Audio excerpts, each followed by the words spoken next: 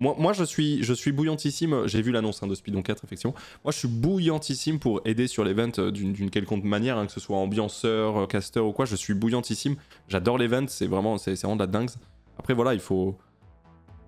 MV plus sponsor cast ou MG, bah ça peut être pas mal hein, sur un SMO, mais il faut qu'il y ait SMO déjà, donc tu vois. Bon, ça avait pas ralenti le bruxisme depuis que tu as arrêté de fumer. Alors, si je fume, je fais plus de bruxisme que si je fume pas. Si. Totalement. Totalement. Mais pareil avec l'alcool, hein. Pareil, si je bois une bière dans ma soirée, je vais faire du bruxisme plus que si je bois absolument rien. Voilà. Si de fou. Le café aussi, mais le café je peux pas arrêter donc. Enfin, je peux pas. J'ai pas spécialement envie et. Enfin, je sais pas. Mais oui, le café aussi, forcément, ça doit jouer. Mais le problème, c'est que si je bois pas de café, j'ai mal à la tête la journée. C'est un enfer en vrai. What is le bruxisme? Le bruxisme, c'est le fait de grincer des dents la nuit, de serrer des dents, etc. Et en général, ça vient d'une anxiété un peu profonde que tu ne libères pas la journée. Et du coup, que tu vas libérer, voilà quoi. Tu vois. Le bruxisme. B-R-U-X-I-S-M-E. I-S-M-E. Merci Mayoun. Merci pour le 14e mois. Dans l'ombre. Merci Captain Bémol pour le 22e mois aussi. Merci beaucoup, des bises. Moi, je me suis acheté une machine de Longhi très très chère avec du café en grains. Ça change tellement ma vie par rapport à mon ancien espresso. Je t'avais dit millionnaire qui me fait part de ses dernières acquisitions. Et le yacht, alors, il fonctionne bien ou pas hein? Tu l'as garé où, là? Enfin, amarré où, excuse-moi. Mais, attends, quoi? Une machine... Je rigole, Jota. En plus c'est le DM que tu m'as envoyé la dernière fois, m'a fumé de rire. Ah, mais c'est ça, les machines... C'est ça? Ah, mais j'en ai déjà vu des machines comme ça. Mes yachts sont amarrés à Porto Vecchio. D'accord, Jota. Merci pour la précision. Merci beaucoup pour la précision. On embrasse toute la Corse, bien sûr. Mon frère a la même, c'est un banger. Ah ouais, c'est vraiment banger ces machines-là, là? Oui, mais ça va pas impacter mon bruxisme, quoi. Tu vois? C'est la Longhi Prima Donna, si tu veux tout savoir. Bien sûr, je veux tout savoir, Jotaviani. Je veux même savoir tes codes de carte de crédit, bro. Longhi Prima Donna. C'est celle-là, ok. Longhi Prima Donna. Ah ouais, il y a même le petit truc. Ah ouais, il y a même le petit truc pour la crème de lait. De lait. Elle est stylée en vrai. Je l'ai à la maison, c'est vraiment bien et c'est plus rentable sur le long terme que les capsules. Ah oui, bon les capsules, oui. Les capsules, déjà, au niveau écologique, c'est une catastrophe absolue. Et au niveau économique, ça fonctionne pas. Bien sûr. Mais moi, j'ai ça, hein. Moi, j'ai ça, messieurs, dames. Hein. La classique Biallet. Ça, c'est une classique ultime. Ça fait je sais pas combien d'années que j'ai ça. C'est très classique, hein. C'est très très classique. Voilà, mon petit café, voilà. Que je sers dans ma tasse... Pokémon Pikachu détective, voilà, un, deux.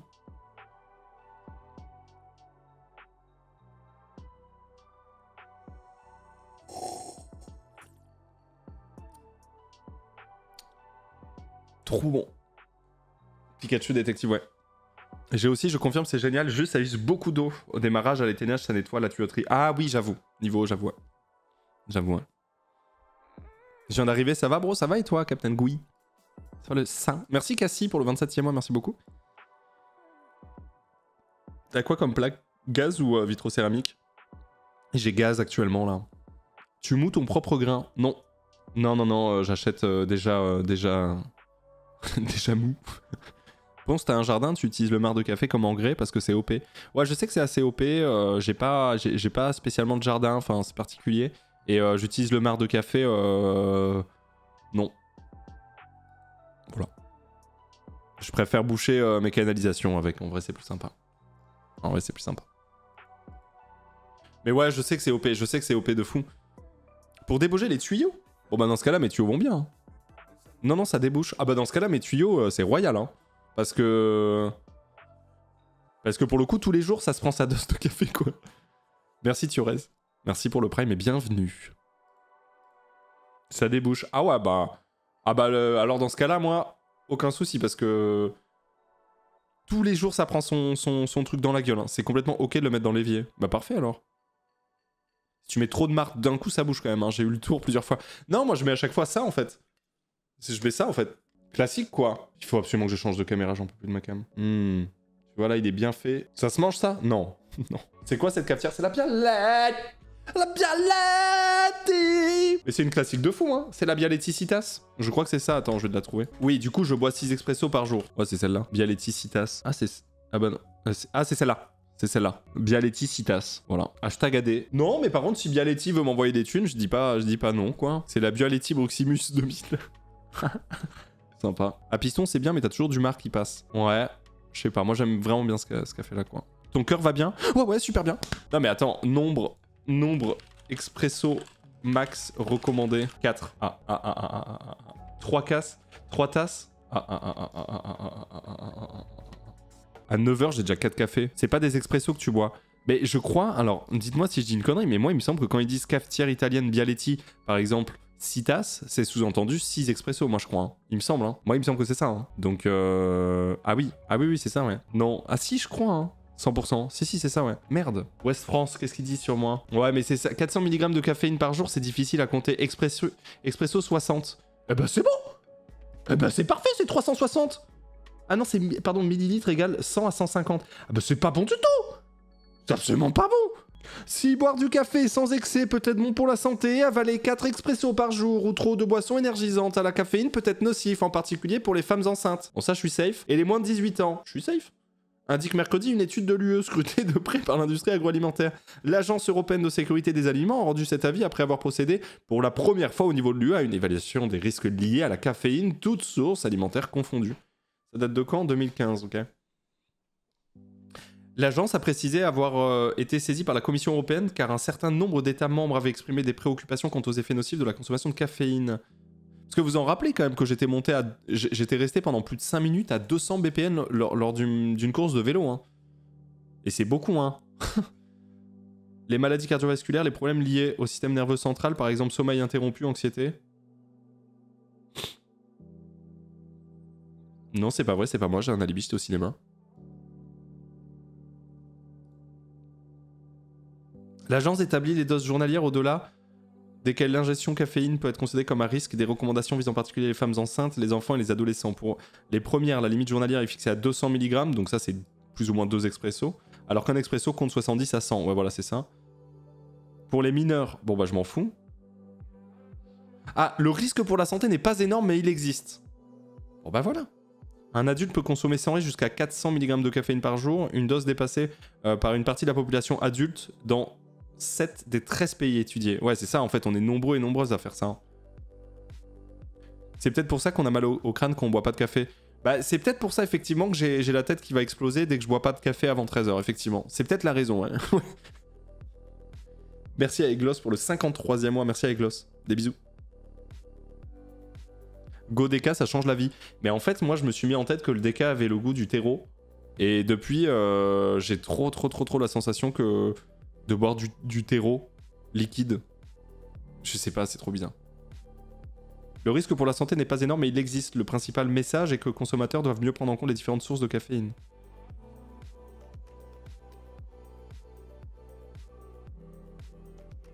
Après, le terreau, ça débouche de ouf, les éviers. De ouf. Le café sans que ça soit une addiction. Bah j'aimerais bien de fou, hein, en vrai. T'as essayé le thé? 4 fois moins de caféine par millilitre, mais au moins t'en as un peu quand même pour te déshabituer. Non, mais c'est vrai. Non, mais c'est vrai. Après, bon... Rien n'indique des effets nocifs du café sur la santé avec une consommation modérée. Défini comme inférieur ou égal à 500 mg par jour. Ok. Non, parce qu'en vrai, non, il est quasiment sûr que je bois un petit peu trop de café par jour. En fait, ce qu'il faudrait que je fasse, c'est juste m'acheter une autre cafetière. Comme ça.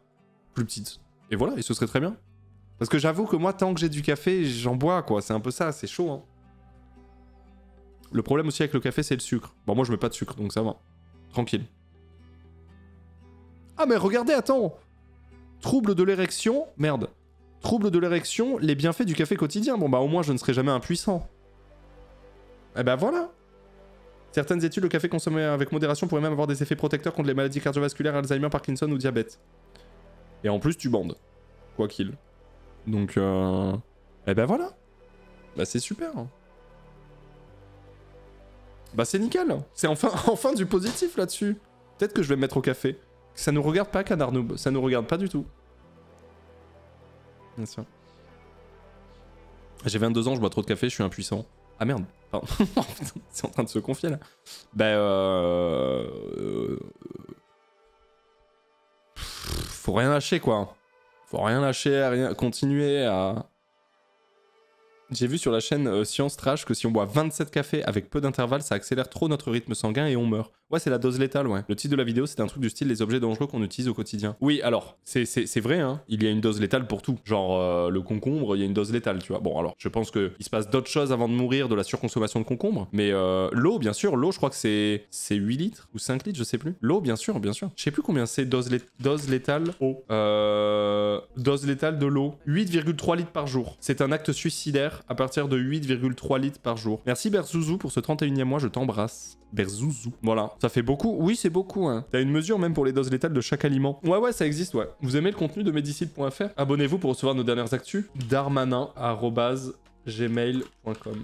Voilà, nickel. Je me demande comment on étudie la dose létale d'eau. Bah, des gens meurent de surhydratation, hein, tout simplement. Des gens meurent, tu sais, par exemple, il y a des cas dans des festivals de musique, il y a des gens qui prennent par exemple de la MDMA, qui est une drogue qui donne qui donne soif, quoi, il faut boire, etc. Et il y a des gens qui font des comas hydrauliques en festival parce qu'ils ont pris des drogues dures, genre MDMA, et qu'ils ont bu trop d'eau, et que en fait, c'est à deux doigts de les tuer, en fait. Voilà. Donc, comment tu sais que ça donne soif? La MDMA? Moi, j'ai déjà rencontré des gens me dire mec, j'adore ton chapeau. Mec, t'es trop stylé. T'as pas un peu d'eau? S'il te plaît, man. Voilà. T'es trop cool, je t'aime trop.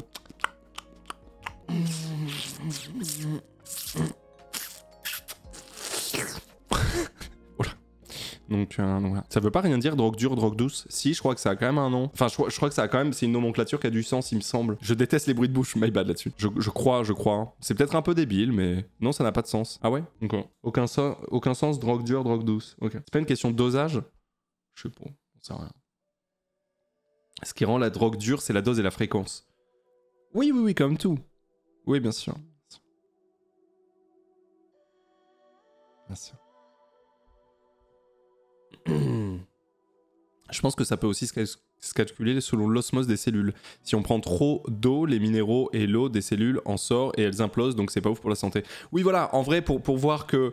Enfin, pour calculer des doses létales de quelque chose, il y a plein de moyens. Autrement que simplement tester et voir quelqu'un mourir et faire « Ah, on a mis combien pour qu'il meure, celui-ci ?» Autrement que par ce biais-là, il y a effectivement des moyens qui existent. Merci Makishi-Moussan. Merci pour le 14e mois. Toi, t'es ma drogue bien dure, là. Ok, Quentin, pas de soucis. Des bisous. Je suis ta drogue bien dure, là. Ça a du sens, drogue dure, c'est celles qui sont hyper addictives. Puissante, drogue légère, c'est l'opposé. Ouais, mais justement, c'est ce que... Tu vois, c'est ça le truc qui est compliqué à définir, c'est que finalement... hyper addictif, puissant, qu'est-ce que ça veut dire, quoi? Ça dépend des gens, ça dépend de la conso, ça dépend de la quantité, ça dépend de plein de trucs, quoi. C'est un peu ça, quoi. Le café super addictif, c'est drogue dure, du coup? Bah... La D, c'est pas addictif en tant que tel. C'est l'accoutumance, plutôt, ouais.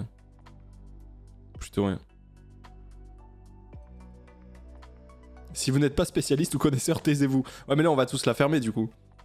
Mais en fait, c'est ça. Après, c'est les discussions matinales sur le live, hein, tu vois. C'est le bistrot du coin. Hein. Check la personne morte pour une Wii en buvant de l'eau à la radio. Neutron Camoulox, tu recules de 17 Blue Falcon et tu pioches une Skytrack.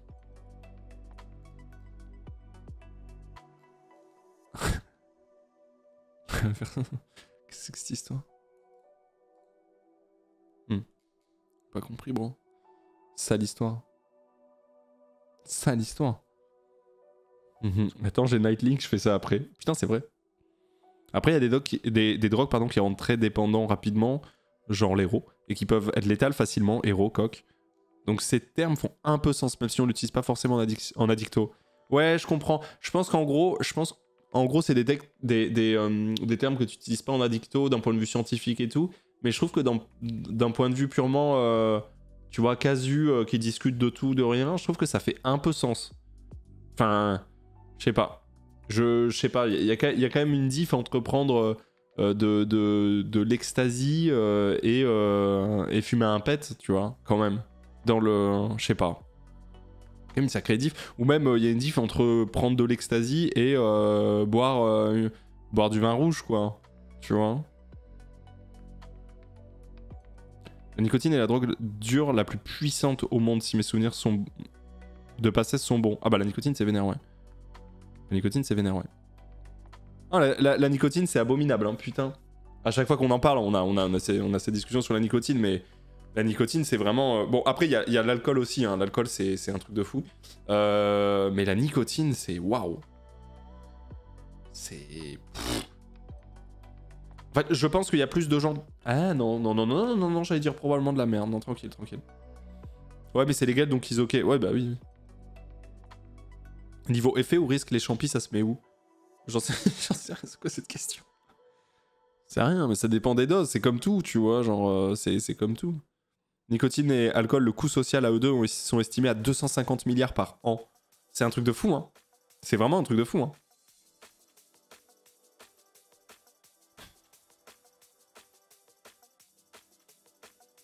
Champi, drogue douce comme le cannabis. Bah, ça dépend quelle dose tu prends et quel champi tu prends. Oh non, il y a un Pikmin! Il y a un Pikmin qui vient de tomber de mon porte-téléphone Pikmin! Oh non! Oh, c'est assez mignon, ouais.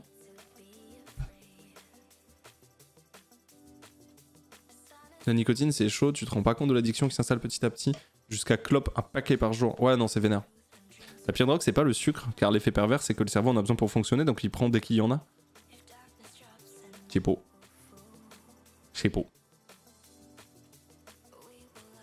sais pas du tout. Alors que Tears of the Kingdom, c'est encore un autre débat, mais... Champi, y a pas d'overdose possible. Ouais, mais bon, c'est pas comme ça que tu peux... Enfin, c'est pas... Y a pas que ça, quoi. Y a pas que overdose, pas overdose, tu vois. Jamais été addict à la cigarette alors que je suis totalement accro aux boissons énergisantes. Je me demande quel effet ça aurait sur moi à long terme. La boisson énergisante, bah, c'est ce qu'on disait tout à l'heure sur la caféine, tu vois. C'est clair que... Il est évident que c'est pas très bon pour la santé. Voilà. Mais après, bon. F0, best addiction, ouais. Est-ce que t'as testé le microdosing? Oui. Check le rapport Roques 1998 pour une comparaison des drogues en termes de dépendance, toxicité, dangerosité sociale, etc. Ouais, mais sauf que 98, les choses n'ont pas changé de fou depuis. Enfin, changé. On n'a pas des nouvelles données, tu vois. C'est ça le truc. Vraie question, mieux vaut interdire ou légaliser la vente de toutes les drogues? Ah, la question est difficile. Moi, je suis vraiment pour la, en tout cas, dépénalisation, légalisation, régulation des drogues qui sont déjà extrêmement présentes sur le territoire. Par exemple, en France, le cannabis, tu vois. Interdire littéralement le cannabis comme c'est le cas en France, ça a strictement aucun sens. C'est fermer les yeux sur un vrai problème qui existe. C'est invisibiliser les addicts, qu'on peut appeler aussi, en tout respect, toxicomanes, hein, finalement, tu vois. Enfin, ça a aucun sens, genre... du coup, le fait de fumer des joints, tu n'es pas, addict et tu serais pas traité comme ça, tu es tout simplement un délinquant, quoi. Bon, faudrait arrêter de se foutre de notre gueule, quoi. Il y a un moment donné, ce serait pas mal de checker. Sauf qu'en France, mais ça, j'en ai déjà parlé plein de fois, c'est qu'en France, le gros problème, c'est que, donc, on est un des pays les plus gros consommateurs de cannabis du monde. Voilà. Le plus d'Europe et un des plus gros du monde. Le problème, c'est que du coup, vu que c'est complètement illégal, bah, tout est issu du marché noir. Et vu que tout est issu du marché noir et qu'on est le plus gros marché noir, du coup, bah, un des plus gros marchés du monde, et ben en fait, la réalité, c'est qu'il existe plein d'endroits qui vivent uniquement grâce à ça. Uniquement. Qui sont souvent des endroits défavorisés, forcément, qui sont souvent rejetés d'autres endroits, etc. Et donc bah, aujourd'hui, si tu légalises le cannabis en France, ce qui va se passer, c'est qu'au-delà même de cette difficulté à annoncer, notamment à la génération de nos parents, où là ça a été bien interdit, on leur dit d'un coup c'est légal, ils vont être en mode oh là là, déjà ça va être compliqué. Mais en plus de ça, tu vas juste annexer toutes les thunes des gens qui vivent de ça aujourd'hui, quoi. Et en vrai, connaissant la gueule des gouvernements aujourd'hui en France, je pense pas que ce soit des gouvernements qui soient bouillantissimes pour intégrer au système ces gens-là qui aujourd'hui font partie du marché noir, mais qu'on pourrait intégrer au système de manière légale. Je sais pas si c'est très clair ce que j'ai dit, mais grosso modo, TLDR, il y a des quartiers entiers qui vivent uniquement de la vente, enfin uniquement, en immense partie du cannabis. Et grosso modo, si le cannabis devient légal, je suis pas sûr que les gouvernements en place seraient chauds pour dire, eh bah tiens, vu que vous vendiez déjà ça, on va faire ça, mais cette fois-ci, il y aura une TVA, il y aura machin, il y aura truc, et ça va être un vrai travail, entre guillemets, etc. Ils sont pas chauds de ça. Et donc, du coup, en France, on est bloqué. On est bloqué. Parce qu'en fait, la légalisation du cannabis, ça donnerait une guerre civile, en fait. Donc voilà. Voilà. Donc c'est un peu chaud, quoi. Bah même les vendeurs seront pas chauds. Bah moi je suis pas sûr de ça. Hein. Ça dépend lesquels, ça dépend où. On leur a pas demandé donc. Merci Geoff. Merci pour le 37e mois. Merci Maki Shimu aussi encore une fois pour le 14e. Merci beaucoup. Il perdrait trop de cash. Ouais, il perdrait aussi la chance d'aller en prison, quoi. Donc non.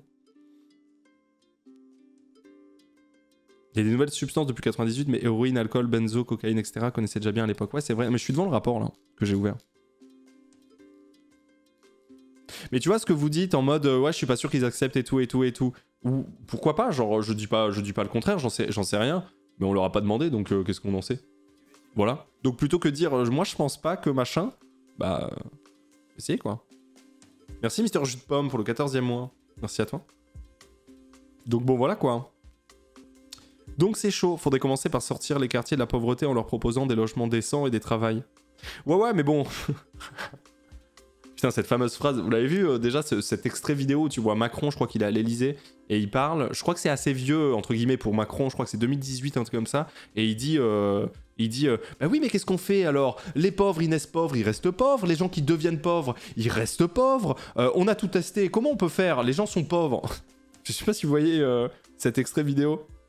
Merci N-King pour le 34e mois, merci beaucoup. La violence de cet extrait. Donc ouais, ce serait très bien de sortir effectivement le... Mais bon, on va revenir au même problème, on va pas en reparler, mais juste les ultra riches, quoi. Hein. C'est toujours pareil, hein. Il n'y a jamais eu un creux social aussi énorme qu'aujourd'hui, donc... Moi, je suis pas d'accord, Ponce, les gens qui gèrent les quartiers entiers par la violence parce qu'ils ont décidé de gagner plus en faisant de l'illégal, ça m'étonnerait fort qu'ils aient envie de payer des cotisations, comme tout le monde, pour contribuer à leur pays. Bah, qu'est-ce qu'on en sait? Personne leur en a jamais parlé, vu que c'est même pas un débat. On n'en sait rien. Et ensuite, les gens qui gèrent des quartiers entiers par la violence parce qu'ils ont décidé de gagner plus en faisant de l'illégal, là, tu pars du principe qu'ils ont décidé de gagner plus en faisant de l'illégal. Pas simplement, ils ont... entre gros guillemets, pas trop eu d'autre choix que de faire de l'illégal pour quand même subvenir à leurs besoins. Enfin, tu vois ce que je veux dire? C'est particulier, hein. Franchement, il y a énormément de gens qui sont dans des quartiers très défavorisés qui n'en sortiront pas parce que c'est trop difficile d'en sortir, tu vois. Le sujet, il est vraiment complexe. On a toujours le choix.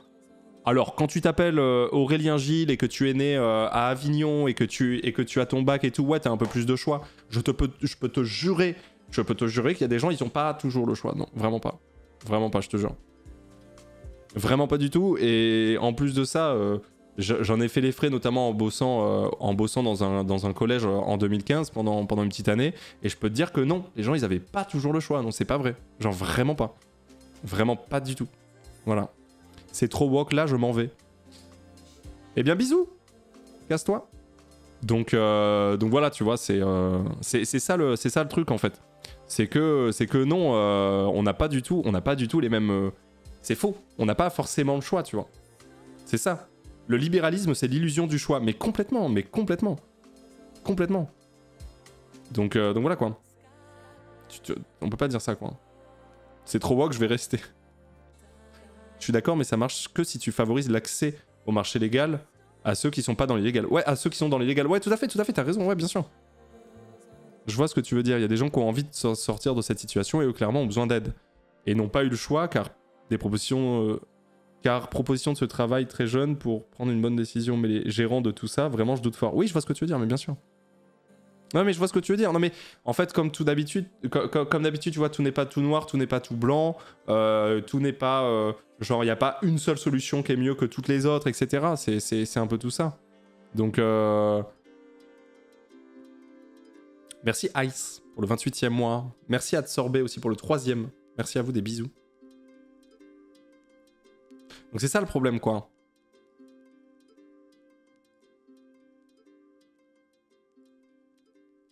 C'est un peu ça le problème. Brefouille. La solution reste d'aider les gens à s'en sortir et non pas les enfoncer. Bah ouais. Bah ouais, c'est un peu ça.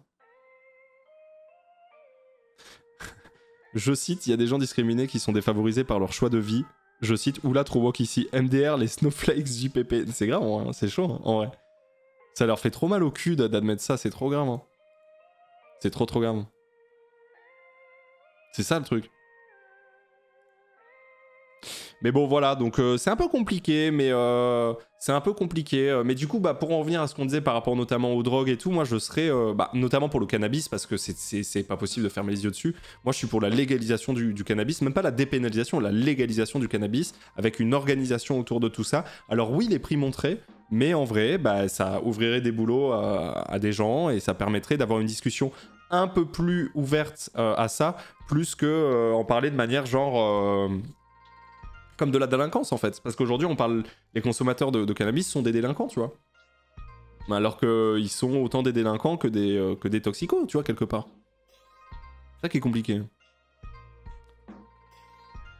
Et du coup ça permettrait effectivement de financer la prévention.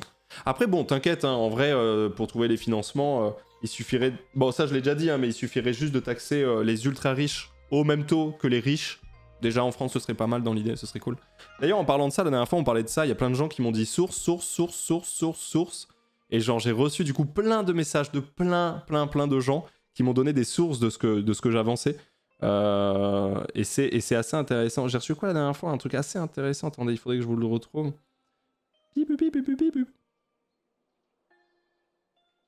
Ah oui, c'est ça. Le rapport souligne qu'il y a de bonnes et de très mauvaises nouvelles en matière d'évasion fiscale. Tout d'abord, l'évasion fiscale des particuliers fortunés a nettement diminué grâce à l'échange automatique d'informations bancaires instauré par une centaine de pays en 2017. Cependant, concernant les entreprises, environ 35% des bénéfices réalisés à l'étranger, soit 1 milliard de dollars, ont été transférés vers des paradis fiscaux en 2022, principalement Irlande, Pays-Bas et diverses îles. Enfin, les milliardaires paient peu, voire pas du tout d'impôts sur leur patrimoine grâce à des techniques d'optimisation fiscale. Taxer 2% de la richesse des milliardaires mondiaux rapporterait 250 milliards d'euros. Le rapport propose plusieurs mesures pour remédier à ces problèmes, telles qu'une meilleure imposition des non-résidents et la création d'un cadastre mondial des actifs financiers. Donc ça, c'est, vous savez, pour le fameux truc qui veut taxer à 2% tous les milliardaires... je crois que c'est un truc européen, un bail comme ça, tu vois.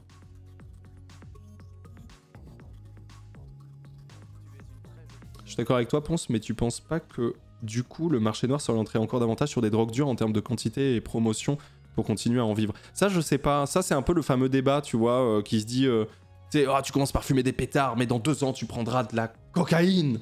C'est ce fameux truc. Est-ce que c'est vrai pareil pour les vendeurs illégaux possible, tu vois. Je sais pas. Merci Atmos pour le 7e mois. Regardons le god du slow run Zelda. On va y aller. Merci Red Panda pour le 3e mois de prime aussi. Merci beaucoup. On va y aller.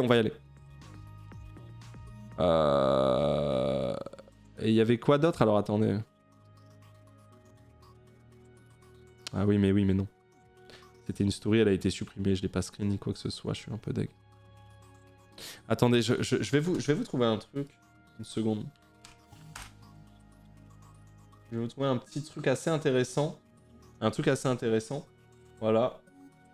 Comment envoyer un collègue. Hop. Bah une fleur hein, aussi, mais hop.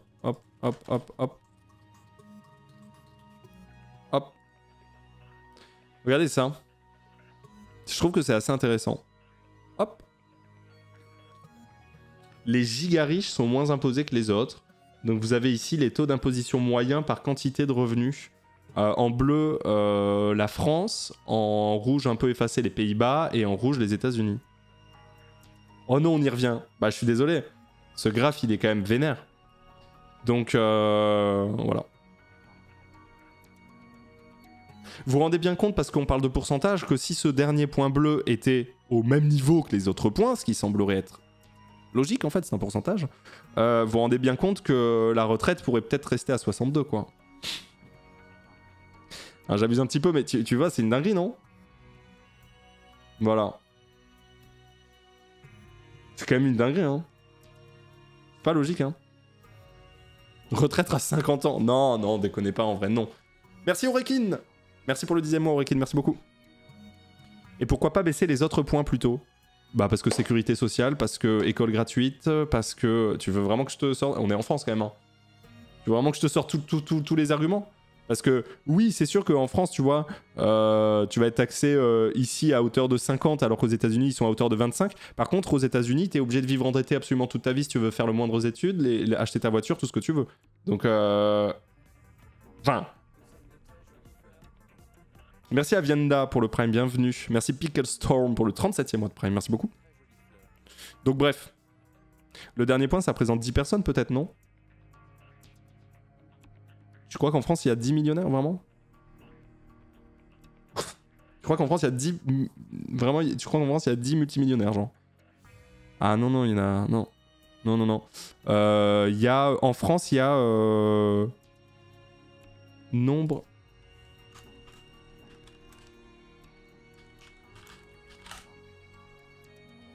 Il y a quasiment 3 millions de personnes qui auraient une fortune supérieure à 1 million de dollars en France. Voilà.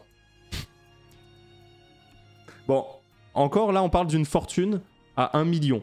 Moi, je considère pas qu'une fortune à 1 million, tu es ultra riche. Moi, je considère les ultra riches comme les multimillionnaires, tu vois. Là, effectivement.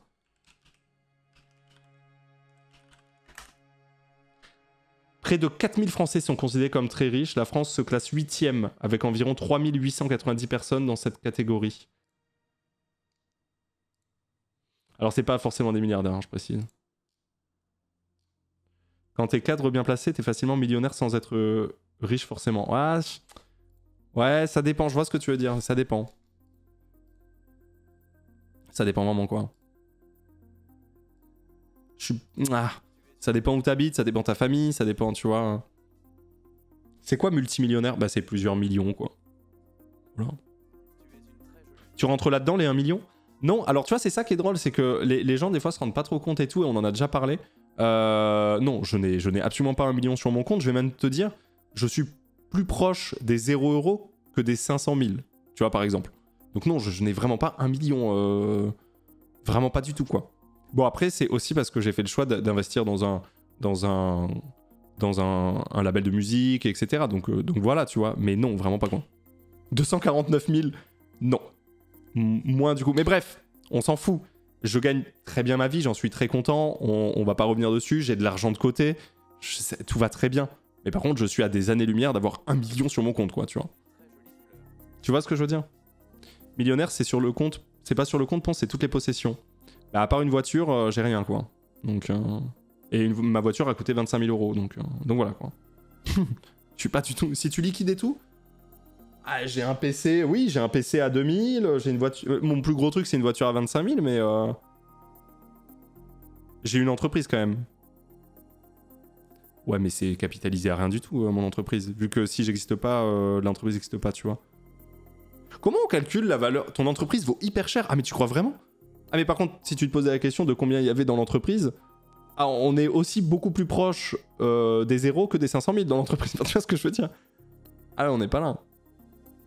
Mais par contre, comment on valorise une entreprise? Du coup,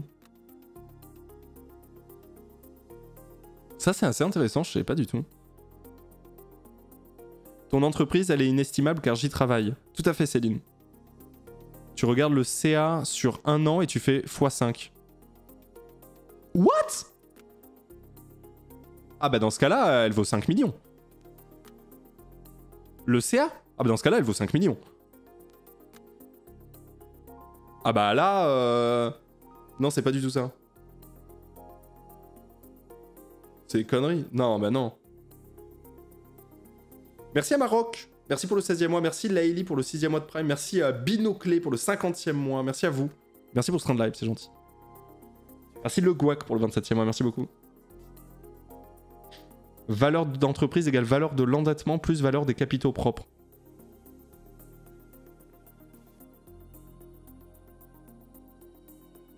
Non, non, tu n'as aucun actif, ça vaut R, nous dit Céline.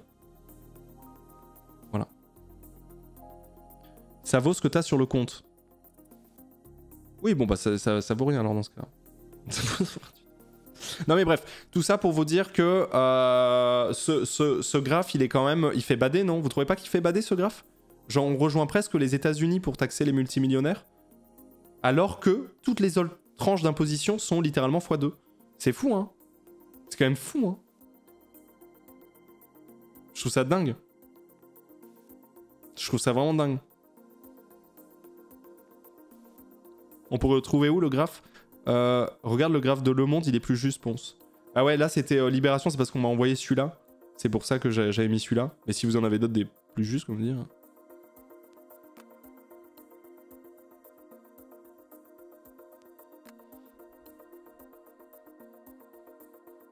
Ça fait pas peur, ça donne la haine.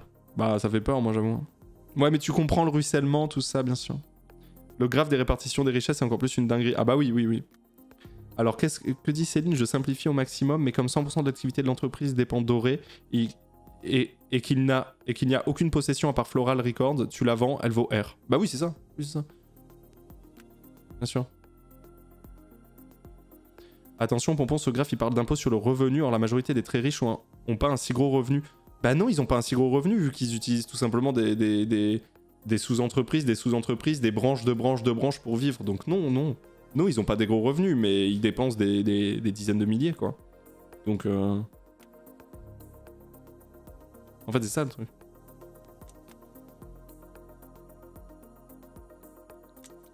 Regarde l'imposition sur le patrimoine et compare.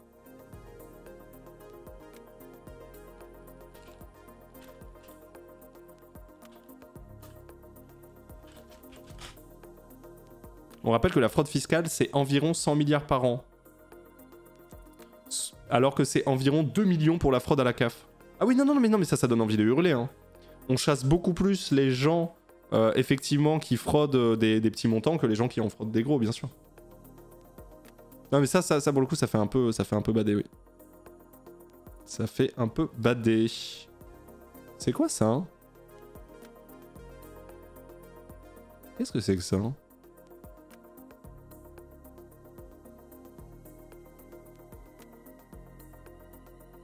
Ils ont des holdings de partout. Ouais, c'est ça exactement. En fait, c'est comme si toi, t'avais sur ton compte perso quasiment pas de thunes. Alors, on parle de multimillionnaires, donc t'inquiète qu'ils en ont pas quasiment pas, mais voilà. Mais ils ont des entreprises avec lesquelles ils payent, tu vois.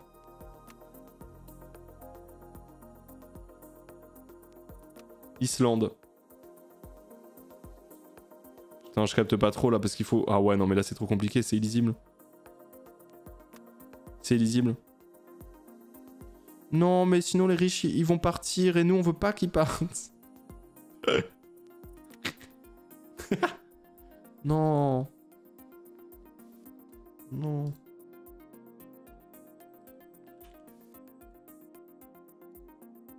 Ok. J'ai sélectionné ma France.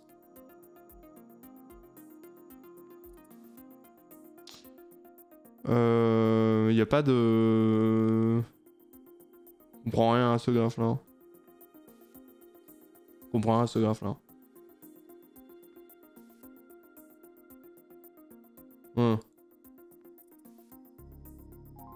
Incompréhensible. C'est incompréhensible. Bon bref. On en a déjà parlé longtemps en plus lundi dernier, donc bon, c'est pas grave. On en a déjà un petit peu reparlé. Je voulais pas spécialement en reparler aujourd'hui. Mais bref, les ultra riches ne donnent pas assez de leur thune en France. Et on en a plein le cul, quoi. Voilà. Voilà. T'as vu l'interview de Salomé Saké pour Blast? Elle interview un économiste mondialement reconnu. Il a sorti un rapport sur l'évasion fiscale et que taxer plus les riches ne les ferait pas partir. Oui, mais ça, on le sait, hein. Enfin, je l'ai pas vu ça, je l'ai pas vu la vidéo de Salomé dont tu parles, mais ça on le sait. Hein. Les gens qui disent les riches ils vont partir si, c'est non. C'est un faux argument, c'est non, c'est faux, c'est voilà. Donc voilà quoi.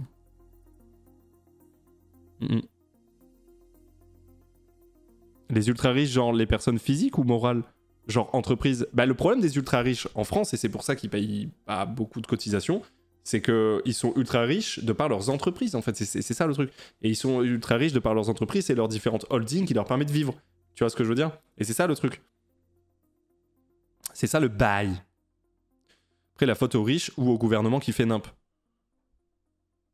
Non, bah les deux, du coup. Enfin, c'est les deux. De toute façon, le gouvernement, le président de la France, c'est Emmanuel Macron.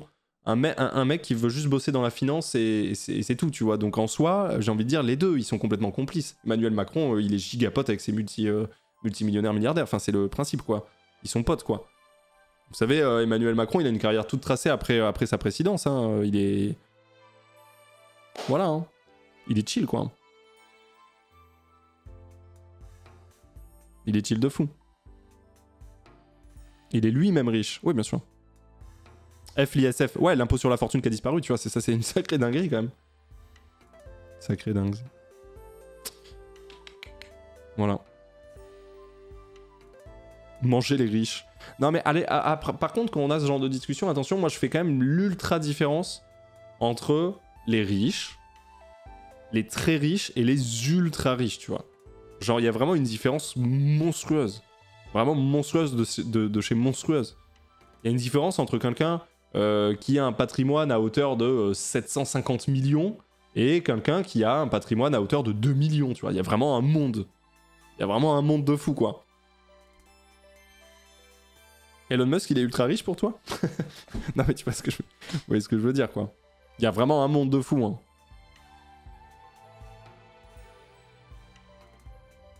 Par exemple, Pompon, toi, t'es ultra riche, c'est ça? Ben moi, regarde, si on prend ce chiffre-là, tu sais qu'en France, il y a à peu près 3 millions de millionnaires. Je suis même pas à un quart d'être millionnaire. Non, on va dire que je suis juste riche, hein, du coup. Tu vois? Regarde la différence entre 1 million de secondes et 1 milliard de secondes. Ouais, bah oui, c'est un monde, bien sûr. Donc non, moi, je suis juste riche, je dirais. Voilà. Tout simplement. Merci John Tech. Salut Ponce, merci d'aborder ce genre de sujet de plus en plus régulièrement, c'est important, bravo. Bah écoute, c'est gentil, mais après le problème c'est que je manque parfois aussi d'arguments parce que je vois plein de trucs à droite à gauche, je pioche des infos, je me forge un avis et j'en parle en live, tu vois. Tu vois ce que je veux dire? Donc c'est ça qui est un peu particulier. Et ça c'est vraiment un truc qui me travaille, quoi.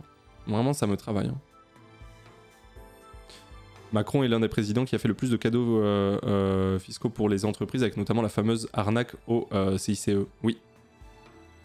Oui. Donc bon, voilà quoi. Un pot de fleurs là-dessus. En vrai, on pourrait faire un pot de fleurs sur... En vrai, c'est... Attends, c'est une bonne idée, ça. Ça pourrait être intéressant, en vrai. La France est-il un paradis fiscal pour les ultra... Ça pourrait être intéressant, ouais. C'est pas faux. Parce qu'en fait, le truc assez fou, c'est que quand on parle de ça, tu parles de ça avec n'importe quel économiste ou personne très renseignée, et en fait, il n'y a pas de débat, tu vois. Oui, la France est un paradis fiscal pour les ultra riches. Et c'est ça qui est ouf, tu vois. Donc ça pourrait être intéressant. Pot de fleurs de coco, j'adore. C'est même pas coco, en fait, c'est ça, tu vois, genre c'est... Je sais pas comment expliquer. C'est bon sens, quoi. C'est du bon sens, en fait. Je sais pas comment dire. C'est du putain de bon sens, hein.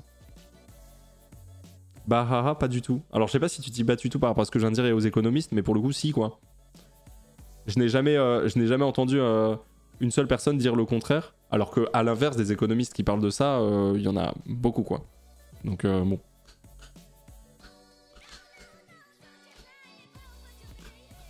C'est factuel quoi.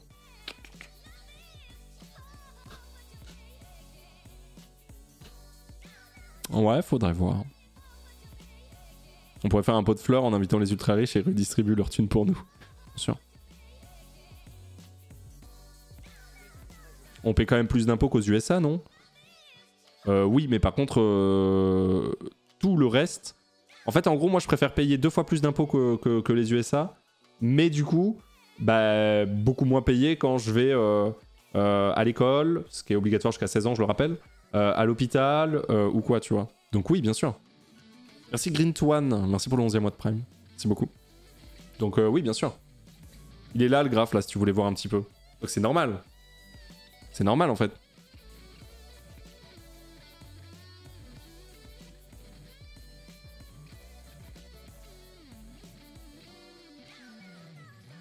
D'ailleurs, en parlant de richesse, est-ce qu'on peut pas faire un sondage de redistribution? Non, je pense pas, je pense pas. Je pense pas. Moi, ces sujets me dépriment à chaque fois, car on a beau en parler, il n'y a jamais rien qui change. Toutes les mesures qui sont prises, c'est juste de la poudre aux yeux pour garder le système tel qu'il est. C'est comme ça depuis l'Antiquité, du pain, des jeux pour tenir le peuple, ça changera jamais, ça me rend aigri. Squalala qui nous dit ce qu'il a sur le cœur. Mais en vrai, je suis un peu comme toi, moi aussi ça me rend triste de fou. Hein. Moi aussi ça me rend triste de fou. En fait, j'ai l'impression que c'est... Du coup, j'ai l'impression que c'est juste un délire un peu idéaliste où ce serait cool que le monde soit comme ça, mais l'être humain fait que le monde ne peut pas être comme ça. Quoi. Enfin, tu vois, c'est... Waouh. Moi aussi, hein, ça met mal. Hein. Ça met mal. Du coup, les pauvres ne sont pas taxés aux Pays-Bas. Exactement, Sasabo. Tu es taxé à partir du moment où tu es là. Aux Pays-Bas, tout à fait.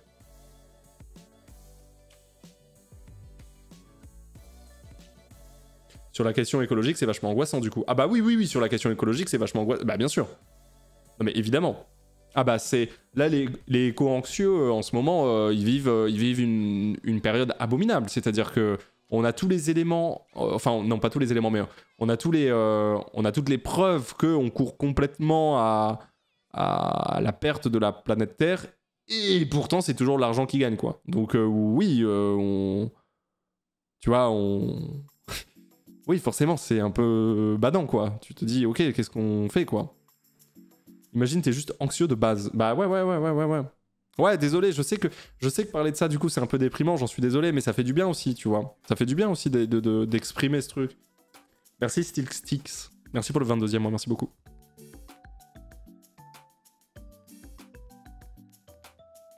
On dit pas éco-anxieux, on dit éco-terroriste. C'est chaud, hein. Ouais. C'est parce que les humains sont court-termistes.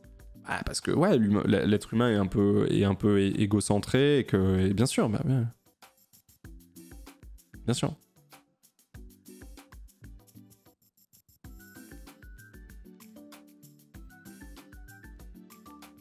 J'ai une vraie question. Comment on s'en sort dans cette période entre politique étrangère FR, libéralisme sauvage, écologie, etc. Dur de pas se sentir déprimé. Bah ouais, je sais. Merci Jon Snow. Hi papy, ciao, bis. Merci Jon Snow, des bisous. Merci beaucoup. Enfin bon bref. Moi j'avoue que évidemment ça me rend anxieux aussi, mais ça me fait du bien d'en parler quand même. Parce que sinon, tourner ces questions dans ma tête à l'infini, ça me rend encore plus anxieux que de sortir les mots.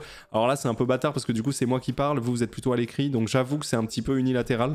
Cela dit, moi, ça me fait un peu du bien. Voilà. Une des plus grandes injustices de l'amende, entre guillemets, fixe. Le poids d'une contravention pour un smicard comparé à un millionnaire est dantesque. Faudrait passer à des amendes indexées sur son taux d'imposition. Ouais, comme la Suisse. 100% d'accord avec ça. 100% d'accord avec ça. Je peux te jurer que si t'as 76 millions d'euros sur ton compte, t'en as rien à foutre de te prendre une contravention parce que t'es mal garé, parce que t'as roulé à 160, parce que bien sûr, ah, mais je suis 100% d'accord avec ça. Et c'est en Suisse ou c'est un peu comme ça, il me semble? Ou c'est indexé? C'est-à-dire qu'en Suisse, du coup, tu peux avoir des... Genre, un millionnaire peut se taper une contravention à genre... je sais pas...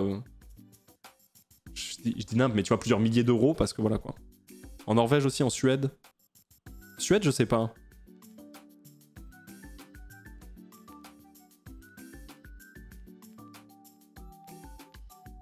Ça c'est clair. Hein. C'est indexé suivant le délit. En Suisse, pas du tout. Bah c'est pas ça en Suisse. Tout le monde m'a dit qu'en Suisse c'était ça. En Suède, oui. En Finlande aussi. Ah mais c'est pas ça en Suisse? Si. Ah, mais je sais pas.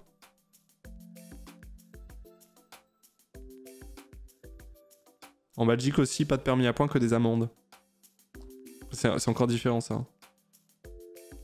Moi j'ai un pote, il a dépassé par la droite en Suisse, il s'est pris 2000 d'amende. C'est-à-dire qu'il doit plutôt bien gagner sa vie, non? Ouais. D'où vient ce gravisme, Pompon? Ça, pour le coup, c'est Libération qui l'avait sorti. C'est Libération qui l'avait sorti, ce truc-là. Fiscalité mondiale, la grande évasion continue. Voilà. Et du coup, je suis pas du tout abonné, c'est juste ils avaient mis ça, quoi. Ouais. Voilà. Source EU Tax. Ouais. Enfin bon, messieurs, dames, je vous remercie comme d'habitude pour cette discussion qui m'a, ma foi, fort intéressé et qui forcément me travaille comme beaucoup de gens. On va passer au gaming. On va passer à Zelda, Tears of the Kingdom. On va passer à tout ça.